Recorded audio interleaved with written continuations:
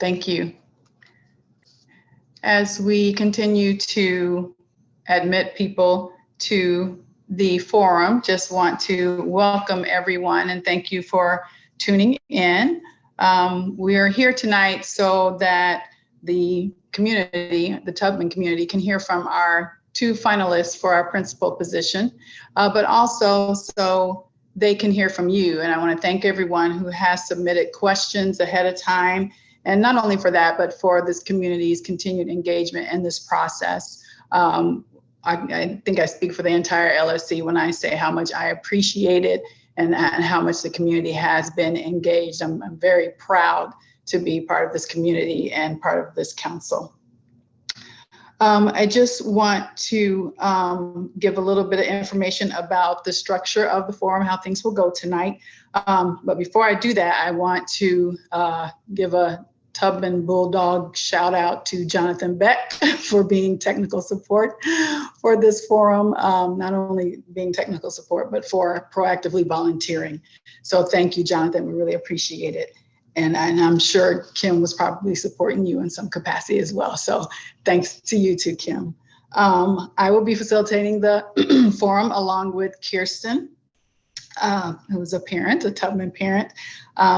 Like I said, questions have been submitted, but the chat will be open for our community members to submit questions. Now, we did get a fair amount of responses ahead of time, and those questions have been polled and grouped in the interest of time, but we will structure the forum such that if time is available, we will get to those questions that were submitted in the chat, but it will be after the questions that have previously been submitted have been addressed. And so the way this will go is after this introduction, one of the two candidates will be removed to the waiting room, and then the remaining candidate will have 5 minutes to tell the community what she would like us to know about her, and then we will enter into 30 minutes of question and answer based on the questions that were received from the community. The questions will center around 5 topics. And so I encourage our candidates to feel free to jot down notes because each question basically has multiple layers, and feel free to ask if anything needs to be repeated. I think that is pretty much it for introductions. And so for this forum, Megan, Ms. Sobel will be up first. And so Kirsten, are you able to move Ms. Gibson to the waiting room? Okay. Okay, thank you. I am not able to see Ms. Sobel on my screen. Do you have your camera on? It says that I can't do that, that the host has to do that. Okay. This is a lot like our LSC meetings. I'm a little, All the a little tech challenge here. Okay, let's see. Probably more. Any advice? Oh, wait. Any advice, Jonathan? I think if you click participants, you should be able to click on the little video link. That's how I've done it in the past. Yeah, you know, every time I hover over that, it's giving me a more button that does not have that. Let's see here. Jonathan will make her a co-host for the moment. That's the only way to do it, I guess. Oh, okay. Thank you. Thanks so much. Thanks, Kirsten, for following up on that. There you are. Hey. Hello. Hi, everyone. Okay. Megan, if you would take 5 minutes to let our community know what you would like us to know about you. Certainly. Hi, I'm Megan Sobel. I am very excited for this opportunity to interview for the principal position and be with all of you this evening. I know that who you entrust your students to is the most important decision you make. And as we end the interview cycle, I want to highlight all the reasons why I think Tubman and I might be a good fit. Kind of going way back to myself as a student, I was a very inquisitive and headstrong child. I loved school, but would quickly lose interest if I didn't see the point to what I was learning or how it was being taught. So one quick example of this was my English class in 8th grade. The teacher, brand new to the school, had the idea of making me books as an exploration of our identities. Unfortunately for her, our 7th grade teacher had the same idea, and we had already done a quarter-long dive into that work the year before. The teacher decided to move ahead with her unit as planned, and I, being precocious, decided to take the semester off, turning in the same me book that I had completed the year prior. I ended up learning very little that semester and getting a C in English, my lowest grade ever in my favorite subject. But what I really learned from that experience is that it isn't the teacher's plans or opinions that are the most important thing when it comes to learning, but rather the student's needs. So as a teacher, I really strove to make learning and its importance transparent for my students, while also incorporating their interests and engaging them and their families as partners in their education. By my 3rd year of teaching, I had the highest passing rate in the English department with test scores to match. But more importantly, I had learned how to center my students' needs and interests in my instruction and build relationships with them that help them grow and thrive academically, socially, and emotionally. Should I be lucky enough to come on board at Tubman, I look forward to learning more about you, your children, and your teaching staff, and how I can contribute my own skills and knowledge to the next edge of work that will ensure every child is exceeding their potential and building the skill and knowledge bases necessary to achieve their dreams. I also think it's important for you to know why I became an administrator and principal candidate in the first place. As a fledgling teacher in Brooklyn, I was tapped by the lead dean of discipline to become a dean myself, in addition to my teaching schedule, after he witnessed my work with a student who had recently returned to school from a correctional facility. He was struck by how patient I was and how I was able to get the student engaged in learning, something no other teacher had been able to do. And that really made me realize some of my own superpowers and what I could contribute, not just in the classroom, but on a larger scale. So when I arrived in Chicago, again working as a teacher dean, but with additional leadership responsibilities, I realized that administration might be my path, and I decided to become an assistant principal. Currently, I'm at Lakeview High School, and I've cultivated those caring relationships with students myself, relationships I cherish to this day. But also as an admin, I've assisted staff in learning how to develop similar relationships with impacts far beyond what I could achieve in a single classroom of my own. If I were to become a principal at Tubman, I would bring my own empathy, dedication, and high student expectations, as well as my ability to support others through often unlauded social and emotional work so necessary for our children's learning and growth. Additionally, as a white woman who has worked her entire career in diverse schools, I lean into my learner stance every day to make sure that I understand the concerns of my students, staff, and families from their frames of reference, not my own. Zaretta Hammond says, good educators are those who authentically make students feel seen, heard, and cared for as learners through their culturally responsive approach to their craft. My core belief is that students benefit from educators who love and strive to understand them, who hold high expectations for them, and can deliver instruction that ensures their success, not just academically, but socially and emotionally as well.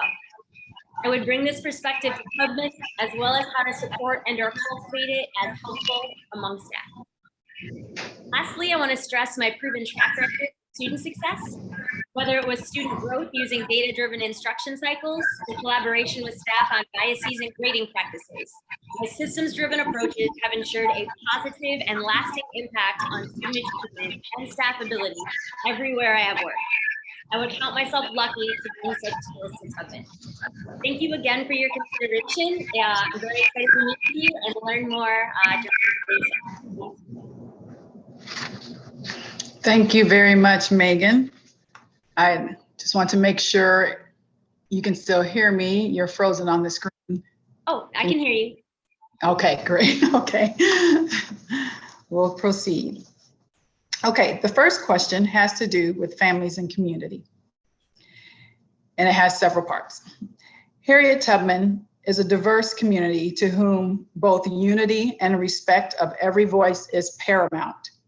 How will you advocate for all stakeholders, students, staff, and parents, while also managing to maintain a cohesive school community? How will you partner with families to support student learning at home and beyond? Do you see value in having parental support and assistance within our school community? Or do you feel parents should remain in the background and not contribute? How will you include family members in the decision-making process when it relates to addressing learning barriers for students in a respectful, transparent, and consistent way?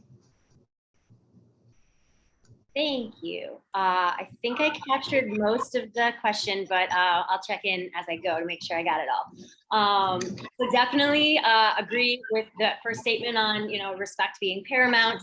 I think that the key to a cohesive school community is one in which equity is looked at not as trying to get to everyone equally, but in really looking at the groups that might need different things and differentiating our supports. I'm sure a lot of people have seen that visual. CPS has used it a lot, where there are like 3 people at a fence, and in the first visual, the first picture, there's like each one has 1 box, and then the second visual, the really tall person who didn't need a box at all doesn't have a box anymore. The person in the middle who only needs 1 box has their box, and both of them are able to see over the fence. And then the third person who needed that extra box has that, and they're all able to access what's been going on.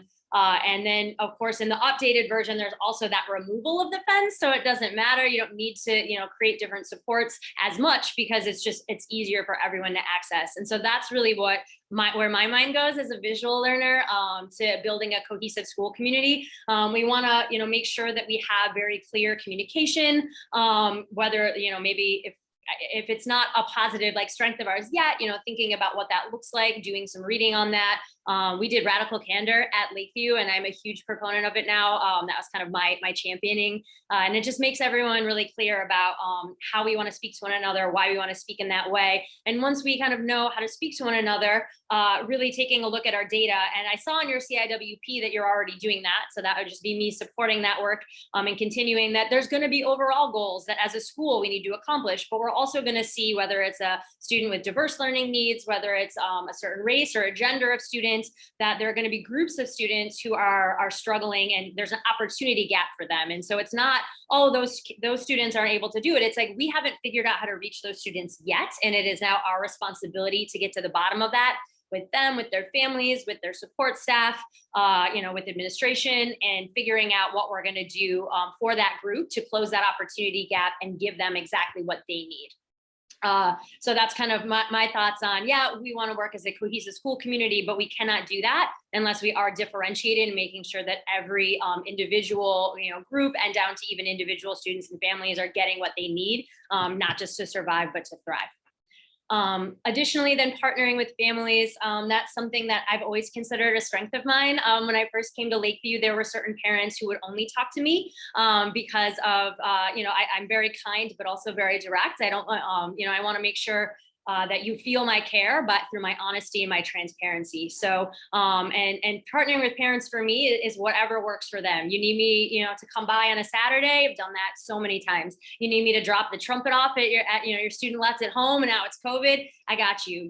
We're having a language barrier. Let's text via Remind or Google Voice app, because then we can translate it in the app, and we can make sure that we're communicating effectively. I speak very bad Spanish, but it is something I'm working on. So that's, something like usually we can figure out what we need, and then, use an app or something like that if it gets a little bit more detailed.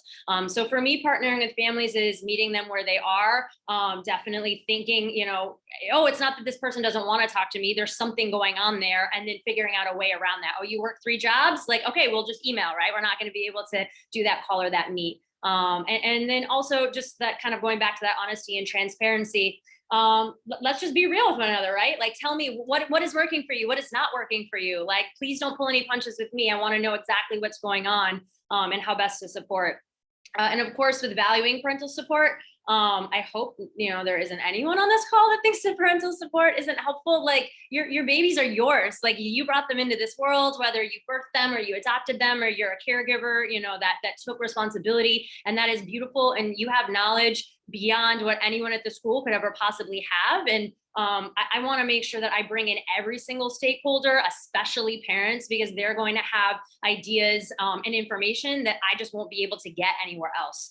So I really value that. And one thing I hope COVID has taught us was also that it doesn't always need to be in person. You know, that face-to-face can be so helpful, but, you know, if that's never going to work and Google Meet works or phone calls work, or, you know, maybe, you know, mom wants to send it on to her stead, like whatever works to get that parent support is exactly what I want to do. And I'm always going to figure out, you know, what's the root cause preventing that, down at an individual level to a bigger level, and then working with everyone to figure out how we're going to address it. Kind of more specifically, how to include family members in addressing learning barriers. I think it depends on the student. Obviously, with IEPs, we want to make sure that that the parents are included in that process. You know, if it's a larger like school community, like we're doing the CIWP, making sure that we're inviting parents onto those committees, making sure that we are not just, you know, emailing out information, but we're emailing, we're robocalling, we're remind text messaging, because different people have different ways of receiving information, and it's not fair to just send emails when some people might not even have an email address or consistent internet or something like that. So really finding different ways to engage. And then I think what is probably the most important piece is making sure that it's not just informing, but it's actually engaging and partnering. It's not me sitting in an office or me with the, you know, with the teachers or with any stakeholder group. It's me being like, hey, what do you think about this? What are your thoughts? Do you want to meet with me? Do you want to hop on a call? Can you complete this survey? You know, what's going on? And I want your opinion. I want you to tell me, you know, then we build out some plans going back. Is this what we were talking about? Does this look good? But constantly going back to the critical thinking cycle of really, you know, talking to everyone, figuring out what perspectives we're missing, getting all the data, analyzing it, creating some solutions, you know, talking again, which solution is going to fit best, figuring out measurables for those solutions, starting the solution, you know, monitoring it as it goes, and then, you know, either continuing the path, pivoting, maybe we realize it's not working at all, we're going to completely shift. But I'm very systems oriented. It's the way I can get so much done in 24 hours in a day. And so I would use that system structure to include family members and just make sure that they're engaged with their specific children, with certain groups that are important to them, and of course the entire community and the instructional and social emotional shifts we're deciding on. Did I miss anything? I think you got them all. Thank you. That was a lot, I know. Thank you for that. Great. The next questions or group of questions has to do with school vision.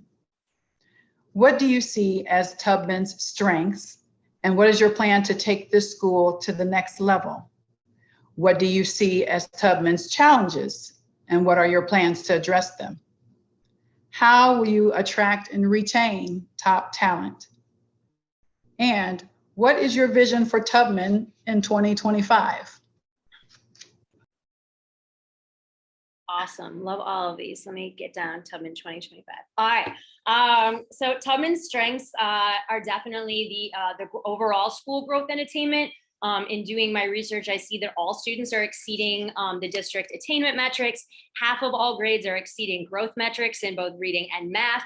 The 5 essentials were very strong and involved families, collaborative teachers, and safety. 94% attendance rate for students and teachers, and we've earned the Gold Circle of Quality Early Education Award. So much to celebrate, so much to be proud of.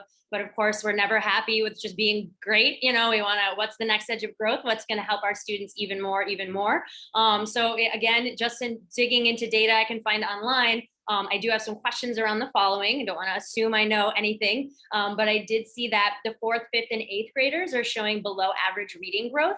The 5th, 7th, and 8th graders are showing below average math growth. We're very weak in parent-teacher partnership, which in my mind, I have a lot of questions on because we're very strong and involved families. So, you know, our families are involved, but they're not yet feeling totally partnered with. And I'd want to, you know, maybe that's just the way the question was asked, right? Maybe that doesn't actually exist, but I want to ask more questions and surface some more information there. And also quality of facilities was rated very weak. So want to learn some more about that. And then our supportive school certification, it's not yet at exemplary, even though we're doing a lot of great things. So wanting to learn, what is it that that we're maybe not doing yet that we could add to really best support our students and our families. Additionally, in looking at the CIWP, I saw that there are some targeted priority areas, specifically students with IEPs around attendance, and then our NWEA growth for our African American male students. So those are kind of thinking about the next level in some of our growth areas. Again, I'm not the kind of person who's like, I looked at the numbers, now I know what's going on. It's like, no, I saw some numbers, I have some questions. I want to meet with the ILT, I want to meet with the LSC, I want to meet with our student voice committee. I want to also, once we talked with them, put out, an opportunity for parents to come in and meet, maybe do a survey, whatever, kind of works best for our school community. I always do a few different things to capture as many voices as possible, figure out, a little bit more about what might be going on. So again, like I mentioned in the previous question, surface solutions, realize what other perspectives or ideas that we're missing, pick a solution, measure it, so on and so forth. So in my mind, it's just making sure there's always so much to do in a school. And I know in schools I've been in the past, it's really easy to be like, we're going to do this, we're going to do this, and just get so excited and try to do too much and not actually accomplish 1, 3, 5 things well. And so I really want to come in, take a look at all the things I mentioned, figure out what our priorities are, start knocking out a certain number that are realistic and attainable, and then move on to the next and the next and the next. And of course, wanting to prioritize not just whole school initiatives, but the ones that drill down to our students that have the most opportunity gaps, which traditionally at CPS, at least, are our DL, our EL, and our students of color. So in terms of attracting and attaining top talent, you have to be a joyful place to work that's respectable and respecting. You could have the best data in the world, and if someone wakes up in the morning crying and not wanting to go to work, like, that's not where they want to be. So maybe you can tell from my demeanor, but I'm a very joyful person, and I believe in fostering and creating that joy when it isn't there. From what I've seen so far, I've met so many amazing people so far. It feels like a very joyful community, and I just want to continue that. I want to think about our celebrations, look at what we already do, think about what we might want to do next. And the reason why I mentioned that in regards to attracting and attaining talent is also because CPS is small. Like word gets out about what your school community is like. So I think it's important just to start there. But then of course, like the nitty gritty. So one thing I really liked about the posting for Tubman was that it was very specific around what was needed. And a lot of the questions I was asked were different than some of the ones that I had seen in other postings. So clearly you are thinking about what you want, drilling down and being very clear and transparent. I think we need to continue doing that. I'm not sure what systems and structures we have, but wanting to take a look at those and making sure it's surfacing exactly what we want. If we have questions we made 3 years ago, but now our CIWP is really digging into SEL and equity, and that's not on our hiring systems and structures, then that's a problem, because we're not going to be attracting the candidates that we know we want at our school that are going to help our school learn and grow. It's also really important to have coaching, whether it's a brand new teacher or an already established teacher. I got to train with Elena Aguilar, who wrote The Art of Coaching Teams and runs Bright Morning. And she's all about like equity in coaching and really starting where staff is, surfacing and celebrating their strengths, moving on to their areas of growth, having it be led by the staff member. Nobody wants to come in and just be talked at. But you're definitely open to being like, okay, what did you do great? What could you do even better? What do you think that you should work on? I even created my own coaching model at Lakeview that I then trained the other admins and teacher leaders on to support teachers as needed. And that was all based in Elena Aguilar and blended coaching. And I've never, in doing it in that way, where I really give it back to the staff member to be like, hey, what are you celebrating? What could you do even better? Only one time in 7 years had I have a teacher not surface what it was that I saw needed to be worked on. Like, people know what they're not great at yet. And if you can build that relationship and that trustworthiness with them, they'll open up to you and they'll let you in and they'll let you support them. And then of course, following up, right? One meeting is never going to help anyone. Okay, cool. I got this cool idea. Now I go back to my room. I have, 28, more students that need me, and I have all this stuff going on. So building those systems and structures of accountability. All right, we decided on these 1 to 3 things when I was in your room last, or your teacher coach or whoever was in your room last, or, on your last reach evaluation. work on those. When do you want me to come in? 2 weeks, cool. We'll meet, the day after that or your next prep period. We'll get that going, making sure that they are set up in a way where they can achieve and see and feel success. And then we can move on to the next thing and the next thing. So making sure that we really drill down to those individual teachers that need that support, not just through Reach, which I know is a very exhaustive process, but also with that coaching, whether it's for me or another teacher leader or whomever, I found it just to be so necessary, just because Reach doesn't build out enough time to get down and drill down. And you really do need those like 2 or 3 week cycles to actually achieve success. And when you do that, you're going to be able to attain your talent because they're going to feel supported. They're going to be growing. They're going to be happy that you're treating them like a human. You're engaging them in the process. You're respecting their autonomy and how they see themselves, and you're helping them to build and grow. In my mind, like that's what I'm looking for in a school. I want to be somewhere where people can see my talents, who want to make me happy, but who are going to push and challenge me to be the best that I can possibly be. And so that's what I have to offer in terms of attracting and attaining top talent. As far as Tubman 2025, I've heard a lot about people being worried about the IB program and the PYP and making sure both elementary and middle school feel good. I want us to just feel amazing with that. Of course, there's always going to be a next edge of growth, but I want us to be like, wow, we've been doing this for years now. We're an exemplary model in our community for what IB can be. We see our students critically thinking, communicating, just hungry for knowledge. They're independent learners. They're doing that cognitive lift that Zaretta Hammond talks so much about when it comes to equity and of instruction, and that we've closed those opportunity gaps for our DL and our African American male and any other groups. So we're starting to see students who we haven't quite figured out how to get there yet. I also really want to see us as an exemplary SEL school. I used to work with OSL quite closely when I worked for the district as an instructional support leader. I know a lot of the people working there now. I've really done a deep dive on their supportive schools model. And for me, it's not just about a cute picture on your website that you can be like, hey, I got this rating. It really is created in this way to help you surface what you are doing well, what you should think about in order to best support your students socially and emotionally, and then, giving you the supports you need to get there. So whether we decide we're hungry for that certification or we just want to use their system to surface our next edge of work, I definitely want us using that or something similar, just to really surface what we're doing well and what we want to do to really get us there. And of course, I saw in the CIWP that we want a restorative practices coach. We want those things.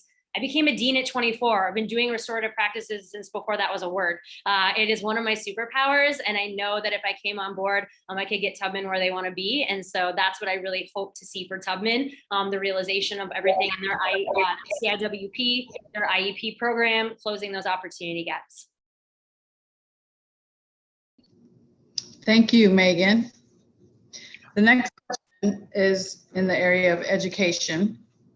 And just want to check in with time. We have about 6 minutes or so for each section, just to give time. So this is the question.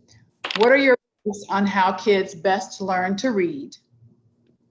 What out-of-the-box tools will you deploy with your staff to foster an interest in reading in all learners? Given the impact the pandemic has had on students across all levels, what will you do to ensure that students catch up on what they've lost so that they are prepared for the next level of schooling? And how do you plan to assess any learning loss created by the pandemic?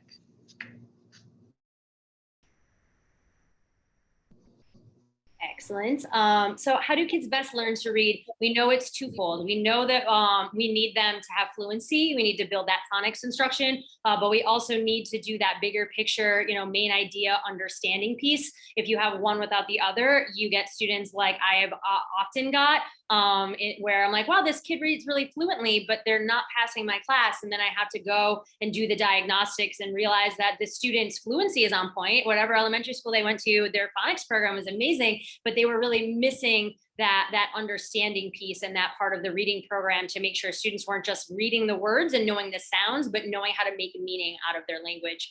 I know from talking with teachers at Tubman already that we have been doing Lucy Calkins, and we're going to be adding her phonics piece. So I'm really excited to hear that that's already something that's been surfaced for Tubman. And so I definitely want to support that and want to make sure that we have time built into our schedule. Taking a look at our calendar. All right, what are we doing BOI? What are we doing for that November day? What are we doing for the next day? Do we need to build out time, money to spend on a Saturday after school, grade level teams, like just building out the systems and structures we need to support what we already have in place. And also the measurables, I'm assuming there's some already built out, but if not, happy to work with teams to figure that out, to be like, this is where we are. We think if we implement this way of doing our literacy, we'll be here by end of first quarter, here by end of second quarter, making sure there are assessments in place, whether they're teacher created or, I know Skyline 360 is something a lot of schools use. Right now, we also have the online checkpoint system in CPS. So utilizing whatever assessment system is already in place, or if we don't like it, happy to work with teams to do some research on what we want to use instead, but making sure that we do have those measurables happening at least every quarter so it's not, what do they call it? It's not an autopsy. It's not this program died, we did a horrible job, but it's like, in the middle of it, it's like, oh, I'm in the middle of surgery. I'm figuring out, I'm pivoting, I'm doing what I need to do to make this program really successful and healthy. So out of the box interest in reading, best way to get kids interested in reading is to let them read what they're interested in. When I first started teaching, 75% of my ninth graders were reading on a second grade reading level or lower. And a lot of it was because of this pivot when I first started teaching in 2003 to doing entire novels and not allowing, the independent reading circles or independent reading time. Novels are not a bad thing. Novels are great, right? But if I choose a novel and the student hates it, now they're sitting there for 5, 6, however many weeks, and they're really not loving my class and they're not loving literacy. So making sure we're building into the program places for student voice and student choice, whether it be an entire book, whether it be short stories, whatever the case may be, making sure that we're really building out and keeping that time sacred so that students understand the joy of reading because they get to experience it in the way that they are most excited about. In terms of catching up on what students have lost, all of the research shows that remediation is not helpful. It just puts students even further behind. So we want to make sure that we're continuing to do our grade level instruction,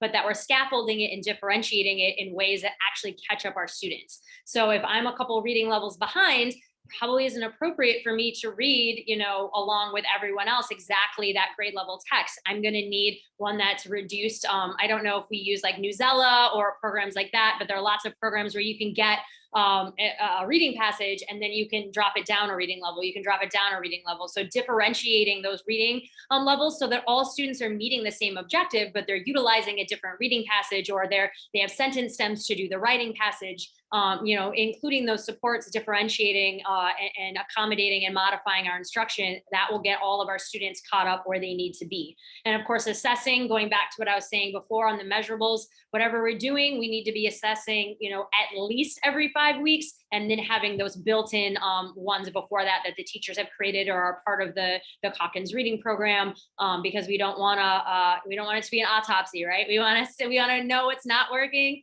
within a couple of weeks, and then we can pivot and change, not just, to a classroom level, but to a group level, to an individual priority group level, down to an individual child level. Every kid deserves a really bright future. And if we can, do our assessment right and have a very systemic way of doing that, we'll be able to catch every child up. It starts with tier 1, and then we have to differentiate from there.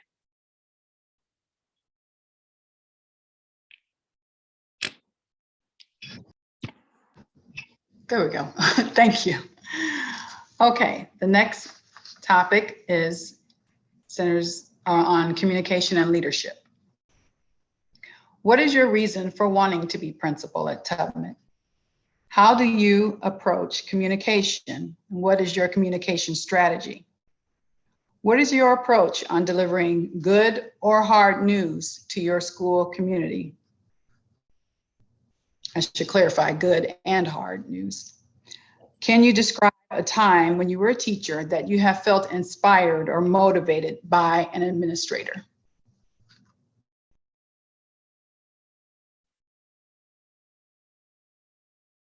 All right. So that first question, I kind of hear two different things. So why a principal? I am the kind of person who I want to get into a school. I want to have my goals. I want to realize what the school needs. I want to stay there until I have accomplished all of those things.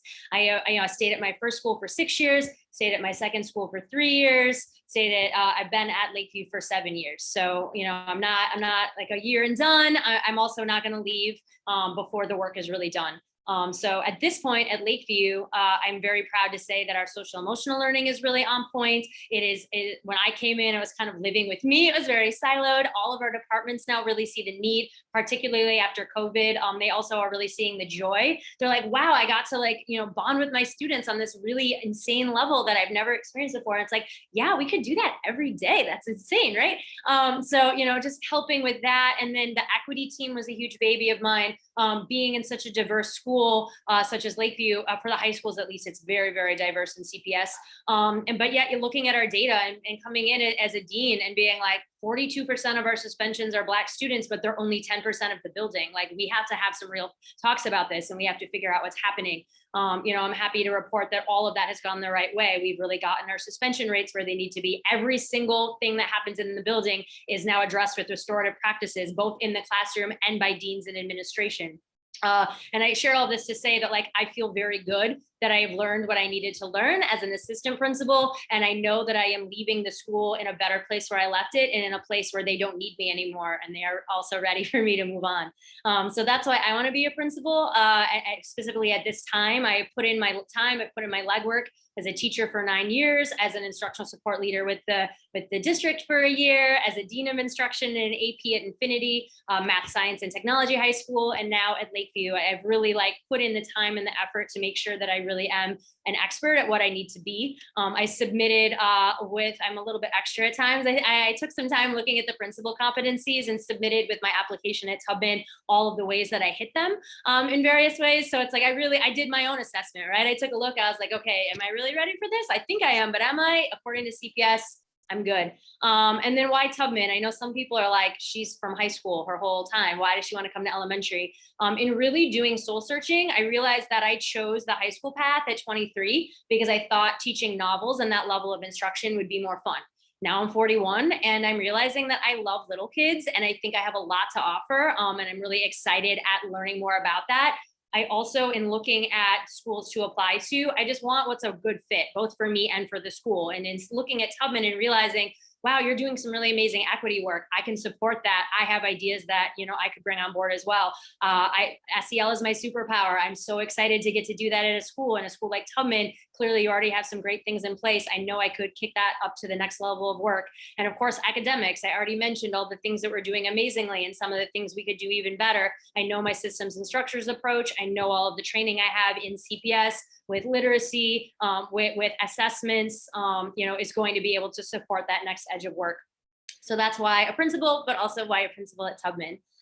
In regards to communication style, I mentioned radical candor before. It's the idea that if we care about someone, we are going to have the difficult conversations. If we don't care, we're going to keep it moving, right? Like, oh, you're fine. I don't really care about you that much. I'm going to let you be over here, not growing, not learning. And so, radical candor is in between obnoxious aggression and ruinous empathy. If you really care about someone, you're going to have to lean in. You don't want to just, they had a rough time. Well, yeah, they had a rough time, but they also, need to get into high school. They want to become a lawyer. They have all these things. Like, we need to take into account when our students are struggling, and we need to have empathy, and we need to give them the supports they need. And we need to not, as Elena Aguilar calls it, the pobrecito syndrome. We also don't want to feel bad for them and not help them attain their goals because we feel bad. And so that's kind of, for me, radical candor. Let's have those difficult conversations. Hopefully you can sense that. I really believe that you kill more flies with honey. I'm a joyful person. I'm a nice person. And I'm going to utilize that tone and that demeanor to have the difficult conversations that people sometimes need to hear. My communication style, I try to laugh a lot, have a lot of humor. I try to just be as transparent as possible. If it's something hard, just being like, hey, I want you to be in the right mindset. I need to talk to you about something. It's kind of important. When do you have 20 minutes that we can be uninterrupted? Just being kind and direct is definitely my style. And then in regards to the good and hard news piece, yeah, I mean, I think sometimes we dwell so much on the hard and we're like, oh, this isn't happening yet. This isn't happening yet. As I mentioned earlier, I'm huge on celebrations. I wanna bring donuts. I wanna have parties at the end of the year. Not just students should be celebrating, teachers should be celebrating, parents should be invited in. Beginning of year, are we gonna have a welcome back carnival? Can a band play an entry? Like, what can we do? So like good and hard news, the hard is important. Hopefully I've kind of shared how I approach that, but we have to also really celebrate and make sure we're sharing the good news as well. For the last part, when was I inspired as a teacher by admin? I think I'll have to go back to the story that I was mentioning in my introduction, which is I was a second year teacher at William H. Maxwell in Brooklyn. And I was working really hard, but it was a really challenging school. And not really sure if I was doing all the right things. And then the lead dean comes in and he sees me working with this student, and the student had come out of a juvenile facility. And he was a senior in my freshman English class, but he was sitting with me and he was learning and he was laughing and we were having a good time. And the dean was shocked. He was just like, what? Like, no, I've never seen that kid smile, much less read a book. Like, what's happening? And he just helped me to realize that I have a lot to offer that other people don't. It really is a gift of mine to see into people and see what they need and be able to figure out how to give it to them. I went into teaching. I wasn't 100% sure that was going to be my path. And in hearing from him and hearing him be like, I want you to be a dean. You're a great teacher, but I think that we have students who are just really not reached by our tier 1 stuff that's going on in this building, that they need a teacher and then a dean that can really see them, see into their hearts, see what they're capable of and help them get there. And that inspired me to be where I am now. I never, when I started teaching, I was like, oh, I'll be a teacher. But through him, I became a dean. And then I moved to Chicago and I realized I was asked to be an instructional support leader. And I was like, all right, I'll try that. Right. And then I realized that, by becoming an administrator, I could actually bring my gift and teach other people how to do these things and really like help students on a much broader way. So I still consider James Sarabello, we're friends on Facebook. He's still one of my mentors. And so he definitely inspired me just by helping me realize my potential and my gifts. Thank you, Megan. The final topic is equity and diversity. How do you incorporate diversity, equity, and inclusion into all aspects of your strategy? And what is your plan for the education and inclusion of diverse learners? Yeah, just a little bit of semantics. I think that we have to start from equity, diversity, and inclusion. I think sometimes it's backwards, right? Oh, we have this stuff, but now how do we make sure it's diverse? To me, that's like putting on a pair of glasses at the end instead of starting with a foundation. So I definitely want to come in and I want to take a look. Are there systems and structures we have here that would be better suited if we shifted them to be more differentiated, to take into account our students who have the largest opportunity gaps? An example of this is when I came to Lakeview, there was a huge push for Shakespeare. Don't get me wrong, right? Cultural capital, we do want to expose students to that level. But if 90% of our students are not white, none of them speak in that language, a lot of them are not, are struggling readers, and yet we're doing Shakespeare at every grade level, and we don't have Latino or Black writers at every grade level, like that, something is broken there, right? So, really taking a look at the tier 1 level, and also thinking about it not just from the level of resources, but Zaretta Hammond calls it like the shallow surface deep levels. Yeah, it's important that you have posters up that have, Indian scientists and female authors, and that you're doing that kind of shallow level or surface level, shallow level, but also on the surface level, let's talk about where we come from, incorporate that a little bit, students' names into math problems, but then let's go even deeper. Let's have these conversations, whether they be bell ringers related to the day's content or projects where we're really examining ourselves, but let's share, some of our happiest traditions, that we remember in our holidays, and really start digging deep. Let's do projects that aren't just about, this math problem, picking a phone problem by using math, but let's really build something out that's authentic to us and what we're thinking about, and what we want to do there. So I think starting with the equity and diversity as our foundation and building up. I also think it's important to really take a look at why our numbers might be what they are, and having those difficult conversations. At Lakeview, when we were first looking at our discipline data, teachers, we realized teachers' first line of defense was not classroom management, was not to have a restorative conversation and to address things in house. They were just kicking kids out that weren't working the way that they thought they should be working. And then, we had to face the difficult truth that as a majority white staff, we have certain biases and assumptions where, oh, this student's being loud, even if they were on task for, 49 minutes, if they're loud for 1 minute, we might be kicking them out. Whereas these other student might be sitting quietly, not doing any work for 59 minutes. But we let them stay because they're being quiet and they're flying under the radar. And so realizing that we were a part of the problem, that we needed to fix that, doing a deep dive into restorative practices, making sure people knew, like we drilled all the way down. Let's make a flow chart. If a kid's doing this, you'll use proximity and eye contact. If a kid's doing this, you'll check in with them. If the kid's doing this, you'll do options, that you are doing the legwork that you need to do. And by doing that level of soul searching and that level of just vulnerable and honest, like this really starts with me, we were able to reduce our suspension rate to be similar to what it should be in terms of racial dynamics. So that's kind of like, an example of my strategies. We have to really take a look at what's going on and then think about it in regards to everything, and kind of segueing that into the DL question. Again, it can't just start with, tier 1 instruction that hits all of our third graders. It has to be, all right, we have a substantial DL population. We know that they're struggling with writing. So we're going to want to make sure when we're in our writing groups that we have, maybe one group is okay with writing stems. Maybe one group needs that one-to-one support. So the teacher will start there. Maybe the other group is good to go on their own after the directions are gone over, but that we are really starting our instructional planning with who's going to need it most and then planning from there. And of course, then a lot of that boils down to supporting staff.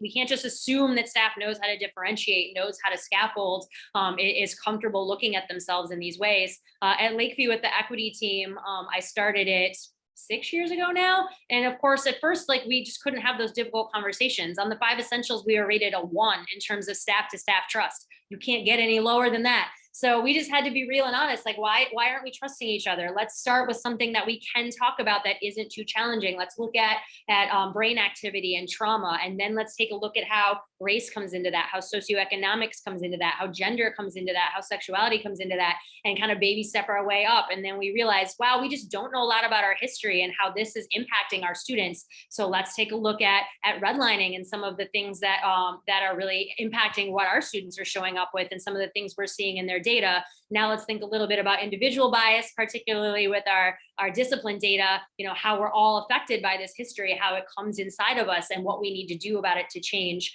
So, not just making assumptions and expecting people to be better, but really having that empathy and extending it and being like, okay, this is where we're at. This is where we need to be. What learning needs to happen? What are our measurables? What are our systems and our structures?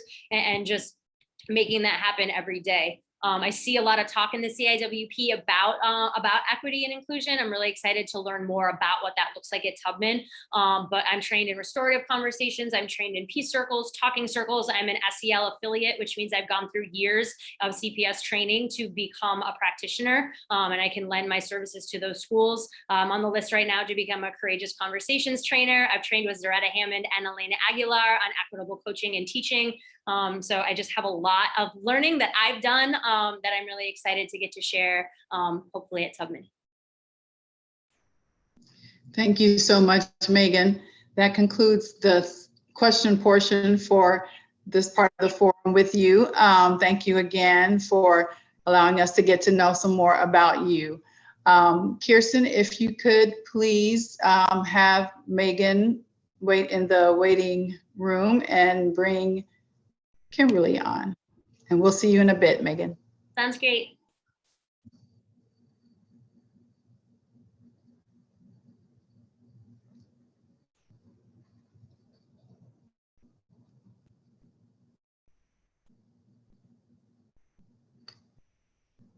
Hello, Ms. Gibson.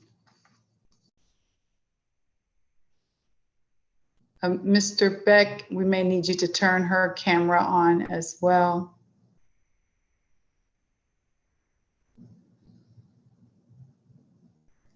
Kimberly, can you hear me okay? Yes. Okay. Is your camera indicating on? No, it's saying the host has to allow me.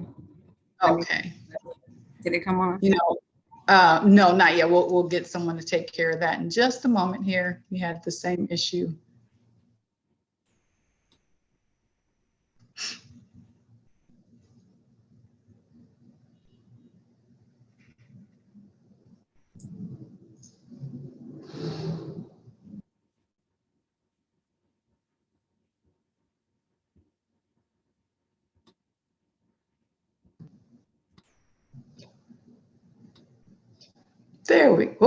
There we went briefly. There we go. Okay, thank you. Welcome again, Ms. Gibson, Kimberly. So thank you. We'll start by giving you 5 minutes to let us know what you would like our community to know about you as an introduction. Okay. First of all, I would just like to thank each and every one of you for being here today and taking time out your day to get to know me and the other candidate a little bit better and know more about the Tubman community. My name is Kimberly Gibson, and I'm honored to be one of the finalists for the principalship at Harriet Tubman Elementary. There's an African-American proverb, it takes a village to raise a child. I strongly believe in that proverb. I also strongly believe in collaboration and that all family members and community members' views and voices deserve to be valued, heard, and included in all decision making. The way that I develop this is by building strong relationships, the use of effective communication, and a strong commitment to work collaboratively together toward a common mission and vision for our students. I'm very passionate about education. My love for learning began in elementary school and went on through high school. I'm a proud product of Chicago Public Schools. I have had so many roles in Chicago Public Schools, and it appears that each of the roles have prepared me for the next role. For example, some of the roles that I had is I started off as a parent volunteer. I was a teacher assistant. I became a teacher. I went into special education as a teacher, an English language proficiency teacher. I was a coach in a CPS teacher mentoring program. And my most current role has been resident principal at Audubon Elementary. Each of those roles helped me to remain humble and develop a deep respect for each unique role that all of our stakeholders play in education, especially the voices and views of our parents and our community members. My love for children, the desire to elevate and support my teachers, and my strong belief in partnerships with families and other stakeholders has helped me to provide a wonderful education culture and environment for students. And I would love to bring this to the community. I'm a Chicago native. I was born on the west side of Chicago. I grew up in the Austin community. I currently live in the North Lawndale community, and I'm currently working in the Roscoe Village community, and I look forward to learning more about the Lakeview community as I join you guys. I'm committed to being a lifelong learner. I strive to use my leadership skills to support and join the amazing community of Harriet Tubman, and continue to partner and support each of you as we ensure that all students have access to a quality education through an equity lens. Developing strong collaborative and supportive partnerships with all Tubman Elementary teachers and staff, parents, and students is really important to me. My motto is every learner, every single day. Making sure that we are teaching to the stretch of the students of the classroom, making sure those who need interventions are getting interventions, those who need enrichment are getting the enrichment that they need. In my leadership, I have some core values. I believe in trust, honesty, transparency, and vulnerability. The way that I build that trust is in building relationships. I believe in being honest.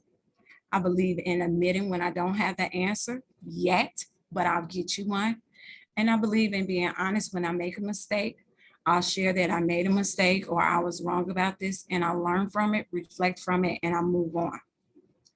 Tubman Elementary deserves a collaborative leader that is capable of building a highly qualified, diverse staff that is committed to continuing to strengthen the teams that already exist, that purposely engages in all families and academic and social success of the students, and that is willing to work collaboratively and secure community partners that support our common mission and vision of the school, and that will work collaboratively with everyone. One of the things I want you to know as moving forward is I'm already considering how to re-engage our students, our families, and our teachers. Social emotional learning is so important, and adult SEL is important as well. I want to ensure that all of our students, our staff, and our families have the support and resources that we need to move forward together. I thank you for this opportunity, and I look forward to learning more about you. Thank you, Kimberly. As I mentioned previously, there are 5 sections of questions. Each question has multiple parts, so feel free to take notes and ask me to repeat any part if you did not get it jotted down. And so with the 5 sections, we'll have basically 6 minutes per section, something to keep in mind as we go through. So the first question is, Harriet Tubman is a diverse community to whom both unity and respect of every voice is paramount. How will you advocate for all stakeholders, students, staff, and parents, while also managing to maintain a cohesive school community? How will you partner with families to support student learning at home and beyond? Do you see value in having parental support and assistance within our school community, or do you feel parents should remain in the background and not contribute? How will you include family members in decision-making when it relates to addressing learning barriers for students in a respectful, transparent, and consistent way? Okay.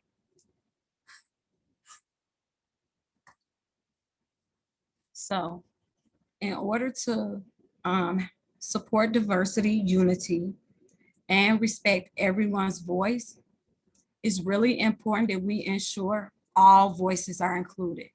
So some of the things I would do is strategically target the families who are not showing up at the meetings, who may be marginalized, who may feel that their views and voices are not heard in a strategic way.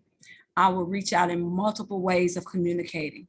I would send out surveys. I would be visible in the school. I would go outside of the school, making sure that I'm introducing myself to families.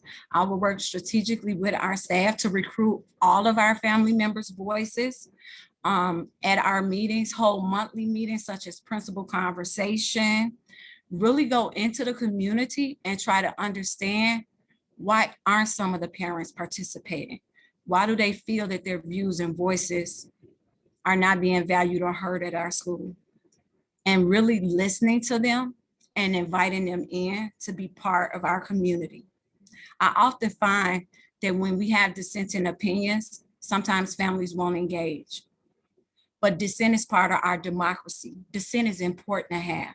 When we have dissenting opinions, my view is I like to invite those people in to be part of the conversation. I like to invite those family members who might not be heard, those staff members, and those students. And I see those dissenting opinions as opportunities of what can be. Thinking of creative ways that we can convert those dissents into ideas and create something great together. Student, staff, and parents' voice are very important. One way that I ensure that we have a leadership team. I ensure that when there's a new initiative or there's an idea or the problem solving, making sure that we involve all stakeholders, making sure our parents are involved, making sure our staff are involved, whether that's sending out a survey, whether that's hosting a monthly town hall meeting, inviting our community members in, me going to the student voice committee, seeking out our student voices as well is also important to me. So I think it can be done in a strategic way. I think that we should have a student voice committee where student voices are heard, valued, and they are seen in the school as active members. I feel that our staff should be valued in decision making. So every effort that I make, there's no authoritative. When there's a decision to be made, we come together as a community to make that decision. I talk to the staff about it, I talk to the students, and I include the voices of our family and community members. And when we have those, again, who are not participating, even if I have to do a home visit, thinking of creative ways where we make everyone feel welcome, where they have a sense of belonging, and where they know that we value their voice. Making sure that the same 20 people aren't showing up, to every parent meeting. I love those 20 that showed up, but how can each one of us reach out and bring another person? How can I reach out as the instructional leader of the school, making sure that I'm visible, that I'm outside talking to parents, that I know our students come from over 40 different zip codes. So if I have to call and personally invite them, building those strong relationships, it starts from day one. It starts from me building relationships with our staff, having one-on-one meetings with our families and with our students, really getting to know them and intentionally making sure that all voices are included, valued, heard in our decision-making at Tubman. When we have students who have learning barriers, how I will support them at home, I will strategically work with our teachers, our staff, and listen to our families to see what resources they need. I believe that families are a very important part of our school. I think that the partnership that we should have with parents is a strong partnership. I believe in having newsletters sent home weekly, having ongoing parent communication, as well as supporting my teachers in sending out newsletters. Also, me sending out a community newsletter weekly, having monthly meetings, not just the LSC, but also intentional meetings. And one of the things that I did at the school I'm currently at, when we found out that there were some families that were marginalized and not participating in meetings, I invited them in. I strategically started a diversity and equity inclusion team. We broke into 4 subgroups. We strategically did recruitment. When people usually won't speak, we need to provide a welcoming environment where they feel like they're able to speak.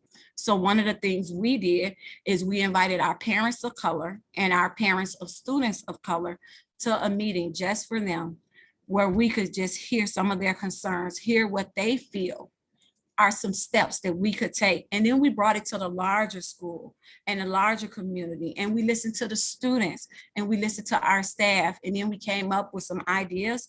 And then we also brought in an external partner to support our community in an anti-racist program, our staff members, and our students. Thank you. Thank you so much, Kimberly. Our next section is school vision. What do you see as Tubman's strengths, and what is your plan to take this school to the next level? What do you see as Tubman's challenges, and what is your plan to address them? How will you attract and retain top talent? What is your vision for Tubman in 2025? Okay, can you repeat that one more time? Sure. What do you see as Tubman's strengths, and what is your plan to take the school to the next level? What do you see as Tubman's challenges, and what is your plan to address them? How will you attract and retain top talent? And what is your vision for Tubman in 2025?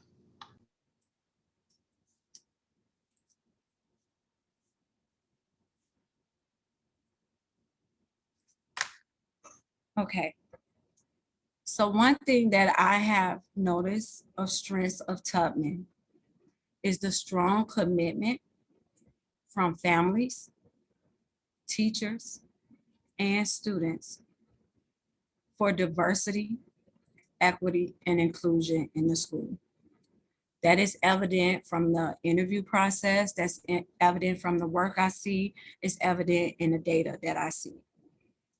Another strength is that it is a diverse school and diversity is celebrated.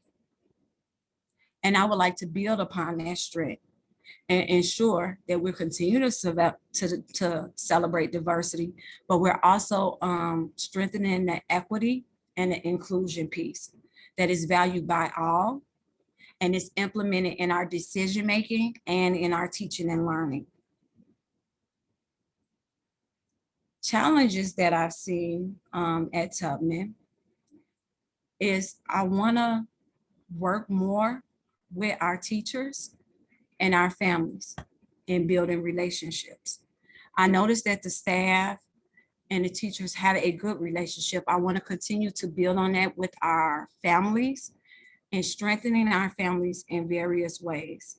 So one way is to do a needs assessment, send out some surveys to our parents, really listen to them, hosting a listening session where parents can come and share their views and their voices, where we hear them and we share them in our community, where we collaborate together as problem solvers and ensure that we are strengthening that area of our families and our teachers feeling like it is a supportive environment where everyone has a sense of belonging. How do I attract and retain top talent? So first of all, I have to come in and observe and get to know all of the successful things that are going on. That comes over time. Coming in, observing classrooms, building those relationships with teachers, with students, and with our families. When I'm observing on multiple times and see that top talent in our classroom, helping build those teachers as teacher leaders, inviting them to be part of our ILT team, making sure that our teachers have an opportunity to be leaders in the building as peer models, making sure we have a mentorship program for our new teachers who come in so they learn the Tubman way and the Tubman resources and supports we have, using our experience and top teachers to help support some of our novice teachers or our newly hired teachers.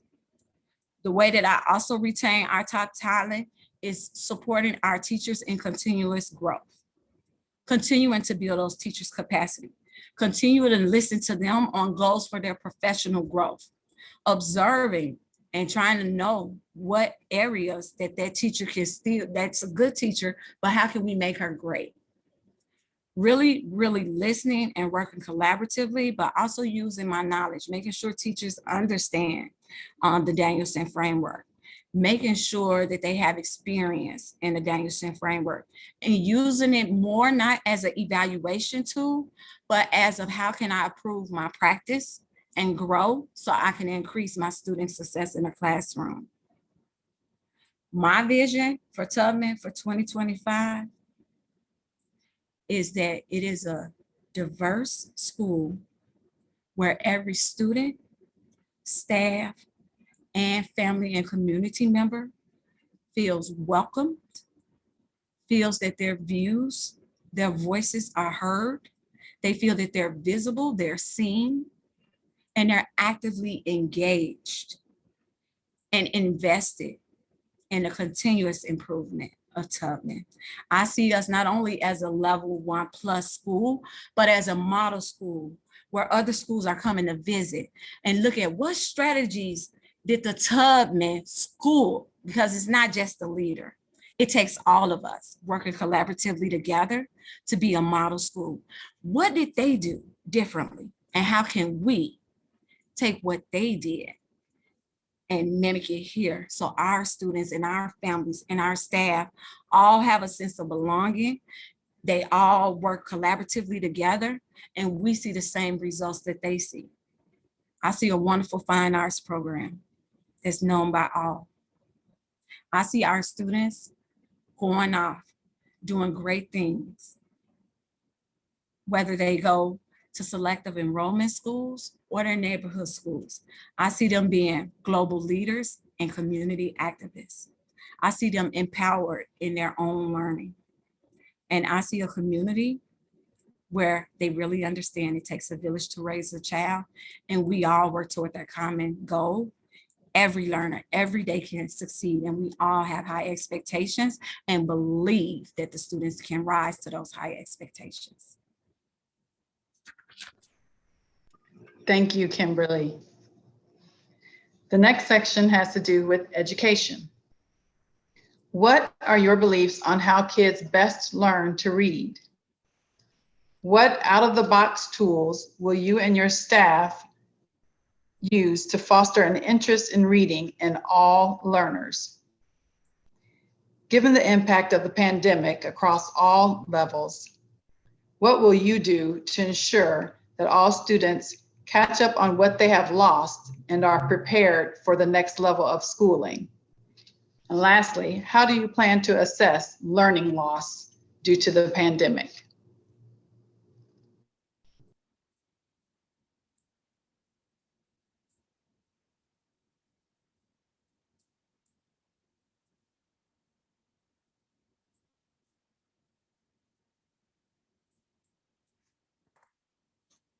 Okay, so how do students best learn to read?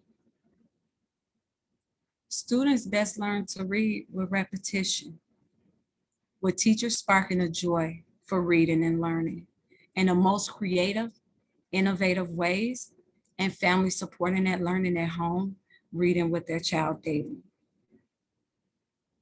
One way that I support that learning is with LLI, level literacy interventions, really making sure that our staff has professional development with LLI, that they understand the importance of MTSS, and that they understand how to implement these interventions, but also progress monitor.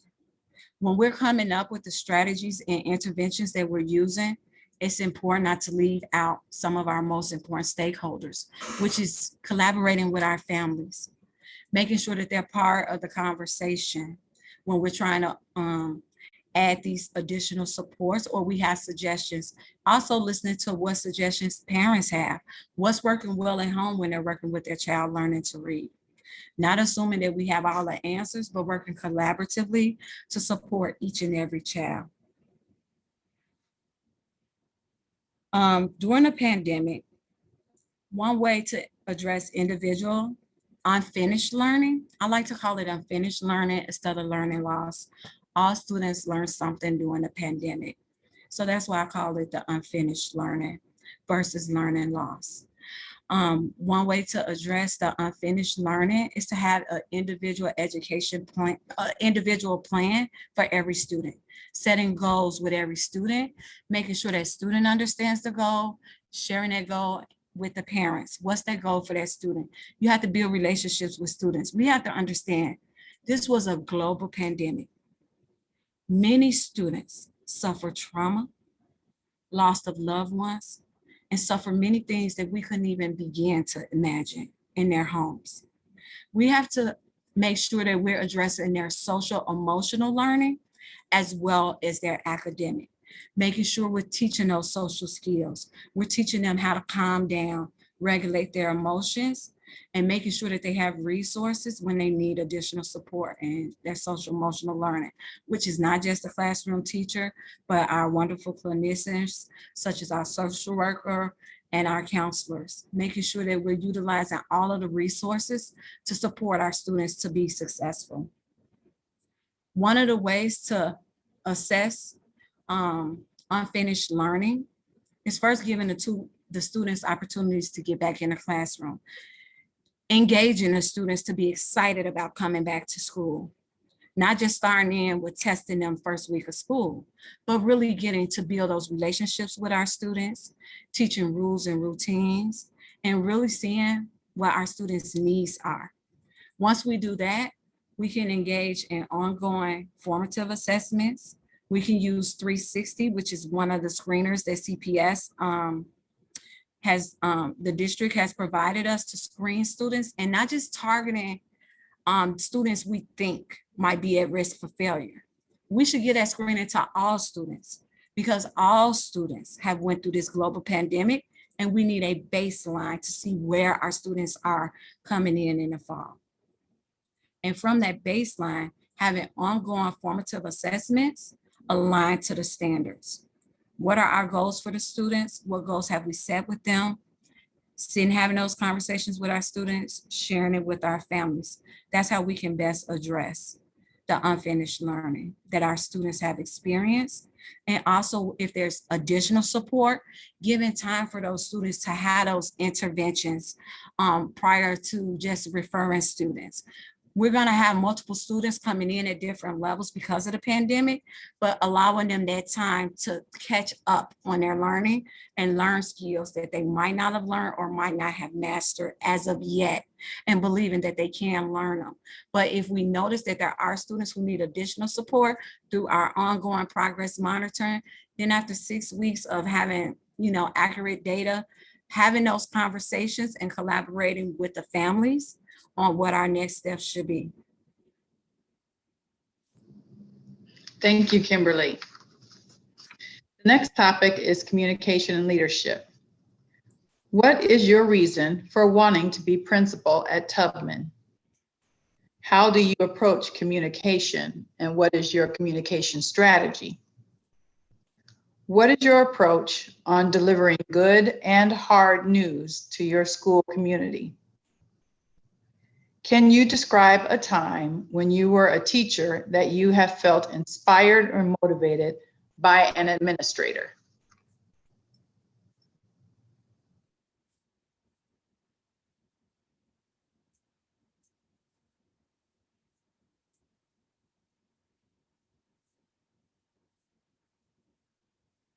Okay, can you repeat that question one more time? I just want to make sure I got every aspect of it. No problem. What is your reason for wanting to be principal at Tubman? How do you approach communication, and what is your communication strategy? What is your approach on delivering good and hard news to your school community? Can you describe a time when you were a teacher that you have felt inspired or motivated by an administrator? Okay. So one of my reasons for wanting to be the principal of Tubman is I believe in this beautiful community that it has evidently, through all of their actions that I have experienced, showed that they believe in diversity, equity, and inclusion, because that's really big to me personally and professionally.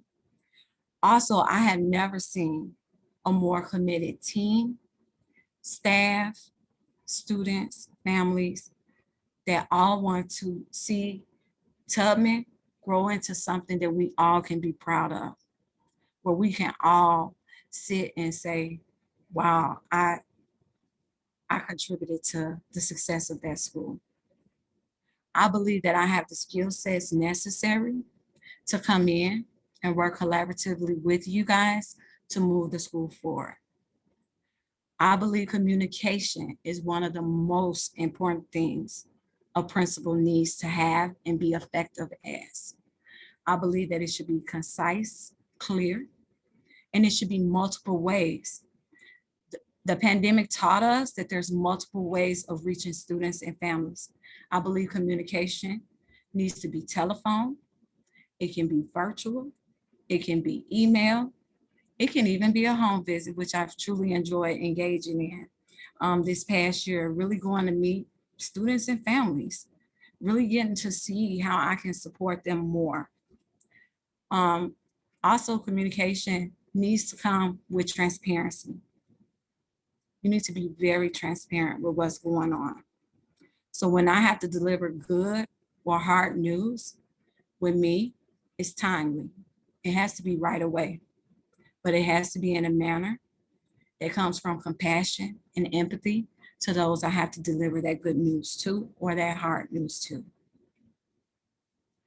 When I think back to my time in education as a teacher, and I think about a time I was inspired and motivated, it would be 1 year ago at the beginning of COVID. I was a coach, coaching new teachers. No one had ever taught remotely in Chicago public schools. But my administrator said, Kim, I know your role is coach, but I need you to go back into the classroom. I need you to help support these students through this global pandemic and teach. But let me tell you about your teaching. You can use the most creative ways to teach. You can be an innovator. You can develop their critical thinking skills. And I'm going to give you the tools and resources you need. So I want you to think about what you need, and I want you to share it with me. And my administrator came in that first week and she said, oh my God, I never taught during the pandemic. I'm so proud of you. And when students aren't getting on and engaged in remote learning, you're using those other educators to call families and check in on families and see what's going on. I decided I was going to bring puppets and felts because I was teaching preschool, but I was teaching special ed students, and I wanted to make sure that I was engaging them. I used videos, and it was I had the autonomy of being trusted as the expert of what was best for the students. And I carry that with me, so I make sure that as a leader of a school, that I instill that same joy and passion for teaching, and also that trust and autonomy to be the expert in the classroom with the teachers that I serve and I support. I make sure when I'm giving feedback that I'm starting off with positive things that I see going on, and then maybe some wonderings, and get the teacher talking into more ways or something that they identify they want to improve on, because that's the experience a wonderful administrator gave me. Asked me what was my goal, listen to my view and my voice of how to move our students. And then we worked collaboratively. And then it wasn't just a one, I'm coming in just to pop in today. It was an ongoing relationship of how can I support you? How can I come in and see what the students needs? Do you need me to contact any families? So having that strong relationships with teachers is something that I'll ensure that I carry with me as an administrator when I come to Tubman. Thank you, Kimberly. For our last bit of questions, it has to do with equity and diversity. How do you incorporate diversity, equity, and inclusion into all aspects of your strategy? What is your plan for the education and inclusion of diverse learners?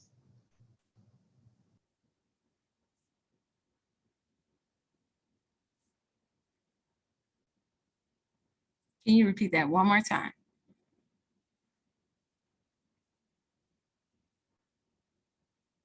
You're on mute. I'm sorry, Ms. Holder. I can't hear you. Sorry about that. I accidentally clicked something else I have open on my computer. Okay, sorry about that. How do you incorporate diversity, equity, and inclusion into all aspects of your strategy? What is your plan for the education and inclusion of diverse learners?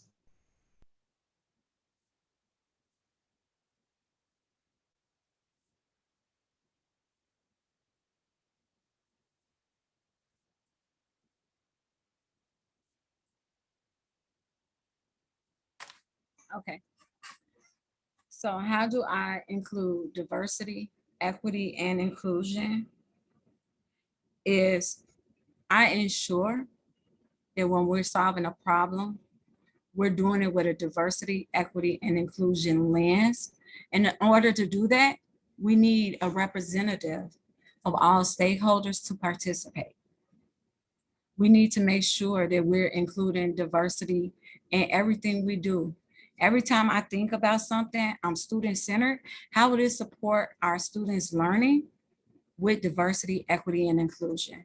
That's part of my whole view. So it's not just supporting student learners, but how can we do this with a diversity, equity, and an inclusion lens?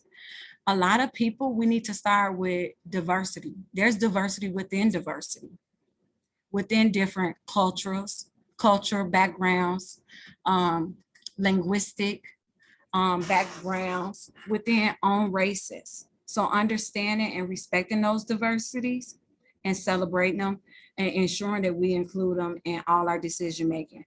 We have to really define what equity is.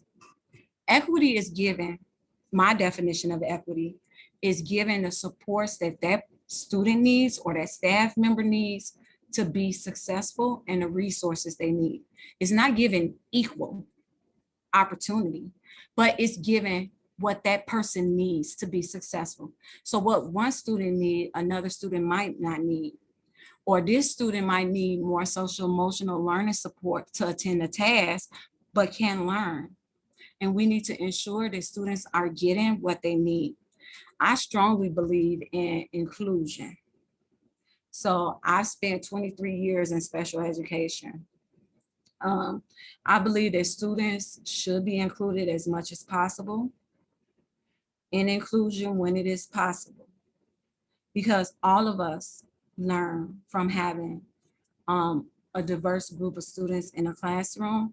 There's also things students can learn. They develop social and emotional learning and skills that they might not see in being in just a self-contained classroom.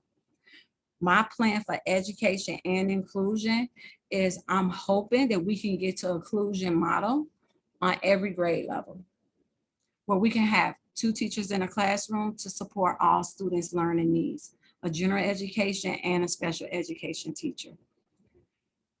Making sure that students have the supports that they need in classrooms is very important. And with an equity lens, we can do that. Really looking at the curriculum, doing a curriculum audit, and ensuring the materials that we're using represents all of the students in the classroom, where all of the students can be identified in some type of way, with the books, with the experiences of the stories being read, being intentional. And it starts at the top. It starts with all of us, one, working toward a common mission and vision to have diversity, equity, and inclusion in our school. Then it trickles down to ensuring our staff and our educators really understand what diversity, equity, and inclusion is, making sure our students understand it, and making sure our families are supporting us with the diversity, equity, and inclusion, making sure that we're teaching to the stretch, not just to the students who might be low or the students in between, but making sure that we have interventions for our diverse learners and following their plan. If their plan is not working, then we need to revise it. If a student's not being successful, we need to come back to the table, making sure all of the stakeholders come back to the table and work collaboratively to ensure that student success. So my plan is to work collaboratively with the staff, the students, and the families to see where our diverse learners are. What supports do we need as a school? What are our successes with our diverse learners? How can we build upon those successes as a collaborative school to move forward together? Thank you so much, Kimberly. That concludes the question answer portion for the forum. Kirsten, if you could please readmit Megan.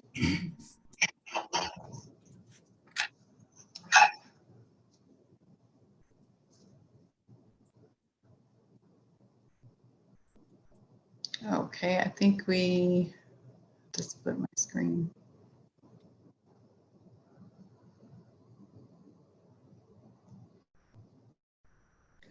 Jonathan, are you able to turn Megan's camera on?